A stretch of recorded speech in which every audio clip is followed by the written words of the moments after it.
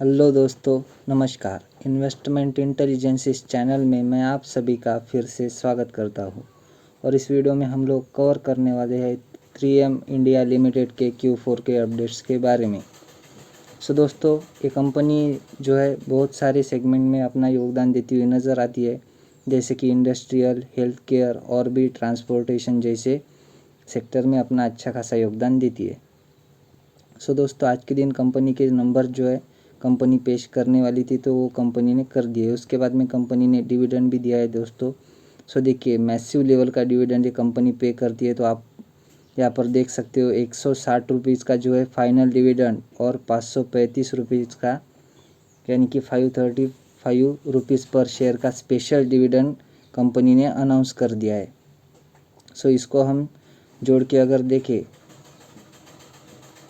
इसको अगर हम जोड़ के देखें तो यहाँ पर देखिए 695 रुपीज़ का जो है डिविडेंड कंपनी ने पर शेयर पर अनाउंस कर दिया है दोस्तों। तो बहुत बड़ी ये कंपनी जो है डिविडेंड देती हुई नज़र आती है। तो उसके बाद में देखेंगे कंपनी के एक्चुअल नंबर्स कैसे रहे। तो कंपनी की जो टोटल इनकम है इस क्वार्टर की, तो रुपीज़ इन लैक्स में हमें अमाउंट्स देखने को मिल रही है। एक बार सीक्वेंस चेक कर लेते हैं, मार्च, दिसंबर, मार्च। तो चलिए दोस्तों, ठीक है। तो कंपनी की टोटल इनकम की अगर हम बात करें तो वह लगभग 1211 करोड़। पिछले क्वार्टर में ये थी 1106 करोड़ और पिछले साल के सेम क्वार्टर में थी 1124 करोड़।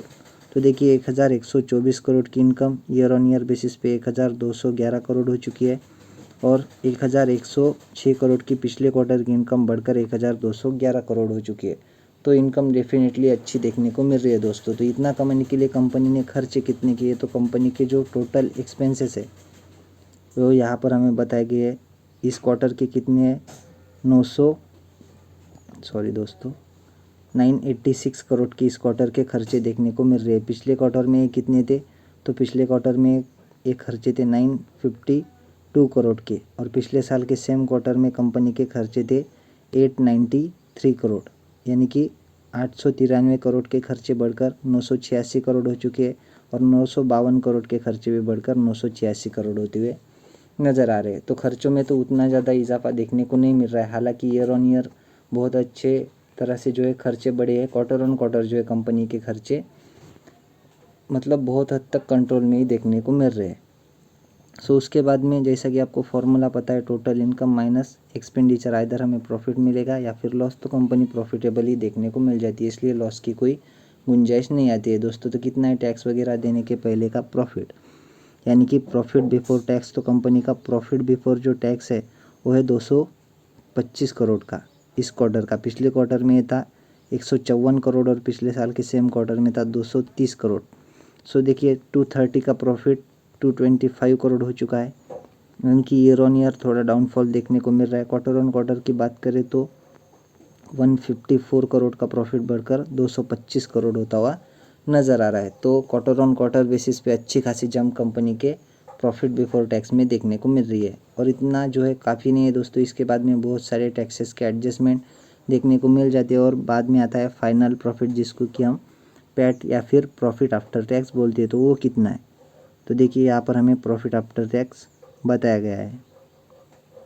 तो इस क्वार्टर का प्रॉफिट आफ्टर टैक्स है 71 करोड़। पिछले क्वार्टर में था लगभग 113 करोड़ और पिछले साल के सेम क्वार्टर में था 172 करोड़। तो देखिए 172 करोड़ का जो प्रॉफिट है वो 71 करोड़ हो चुका है और जो पिछले क्वार्टर का 113 करोड़ का प्रॉफिट था वो भी घटकर 71 करोड़ होता हुआ नज़र आ रहा है। तो प्रॉफिट बिफोर टैक्स तक तो हमें क्वार्टर ऑन क्वार्टर स्टोरी अच्छी देखने को मिल रही थी, लेकिन कंपनी के जो टैक्स एक्सपेंसेस है वो हमें बहुत हद तक बढ़ते हुए नज़र आ रहे हैं। एक्सेप्शनल आइटम वगैरह की कुछ एडजस्टमेंट देखने को नहीं मिल रही है। और अगर बात करें अदर इनकम की, तो वो भी हमें ठीक ठाक ही देखने को मिल रही है पिछले क्वार्टर से अगर हम कंपेयर करें। तो कंपनी के जो टैक्सेस है वो हमें मैसिव लेवल पर बढ़ते हुए नज़र आ रहे हैं। जैसा कि करंट टैक्स जो है, आप यहाँ पर देखिए दोस्तों, तो ये करंट टैक्स जो है ये हमें बहुत अच्छी तरह से बढ़ता हुआ नज़र आ रहा है। पिछले क्वार्टर में ये था सिर्फ 40 करोड़ का, जो बढ़कर 146 करोड़ हो चुका है। तो इस वजह से कंपनी का जो नेट प्रॉफिट है वो हमें डाउन जाता हुआ नज़र आ रहा है। तो देख सकते हो आप जो है टैक्सेस वगैरह और एक्सपेंसेस जो है कंपनी के नेट प्रॉफिट को किस तरह से कम करते हैं। तो ये एक नई चीज़ आपको आज के दिन जो है सीखने को मिली होगी दोस्तों। बाद में अगर हम बात करें ईपीएस, तो ईपीएस 63.35 रुपीज़ का है। पिछले क्वार्टर में 100 का या फिर 101 रुपीज़ का ईपीएस देखने को मिल रहा था और पिछले साल के सेम क्वार्टर में 153 रुपीज़ का ईपीएस देखने को मिल रहा था। तो 153 का लगभग कह सकते हो आप 92%, हाँ लगभग 90% से गिरकर 63.35 रुपीज़ हो चुका है ईपीएस और 101 रुपीज़ का ईपीएस भी घटकर 63 रुपीज़ होता हुआ नज़र आ रहा है। यानी कि ईपीएस की बात करें तो क्वार्टर ऑन क्वार्टर बेसिस पे हमें लगभग 40 या फिर 37-38% की गिरावट देखने को मिल रही है, जिस तरह हमने नेट प्रॉफिट में देखा था। और ईयर ऑन ईयर की बात करें तो लगभग 2 गुना तक जो है कंपनी का ईपीएस डाउन जाता हुआ नज़र आ रहा है। तो ये भी आपने ध्यान में रखकर चलना है। तो इसके पीछे की वजह जो है आपको पता ही होगी दोस्तों कि कंपनी का टैक्स बर्डन जो है बढ़ता हुआ नज़र आ रहा है। तो इस वजह से कंपनी के नंबर ख़राब आए लेकिन दोस्तों कंपनी बहुत ही डिसेंट कंपनी देखने को मिल जाती है। अगर आप इनके सेगमेंट्स भी देखोगे तो देखिए कौन से ऐसे सेक्टर्स है जिनमें कंपनी योगदान देती है। तो ये देखिए यहाँ पर कंपनी ने ही बता करके रखा है। तो कंपनी जो है सेफ्टी एंड इंडस्ट्रियल में अपना योगदान देती है, ट्रांसपोर्टेशन इलेक्ट्रॉनिक्स में अपना योगदान देती है, हेल्थ केयर में, उसके बाद में कंज्यूमर और अदर गुड्स सेक्टर में भी कंपनी अपना अच्छा खासा योगदान देती हुई नज़र आती है। तो इतने सारे जो सेक्टर है उसको कंपनी जो है मतलब उस पर्टिकुलर सेगमेंट से जो है कंपनी का रेवेन्यू आता हुआ नज़र आता है और इतने सारे सेक्टर्स से जो है कंपनी अपना योगदान देती है। सो कंपनी बहुत ही अच्छी देखने को मिल जाती है, लेकिन कंपनी का शेयर प्राइस भी बहुत महंगा देखने को मिलता है दोस्तों। सो आशा करता हूँ वीडियो आपको अच्छी लगी होगी।